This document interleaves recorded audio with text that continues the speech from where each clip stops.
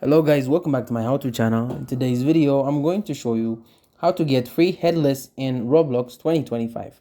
First, open Roblox, go to Avatar, then Customize, remove your head and any accessories. Number 2, now open your file Explorer, search Roblox Player in Windows, right-click and open File Location.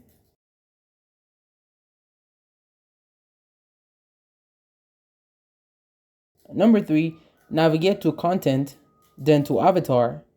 Find the heads folder, drag it to a new folder, don't delete it.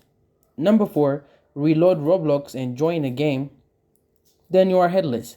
To get your head back, just drag the heads folder back into the avatar folder.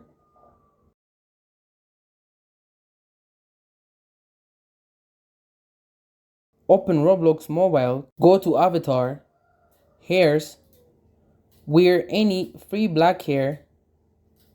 Under avatar, go to skin tone, set your head color to black, adjust your head size to 0%, and tweak your body scale to avoid looking too skinny. Then that's it. Thank you guys for watching this video. If this video was helpful, don't forget to like and subscribe to my how-to channel.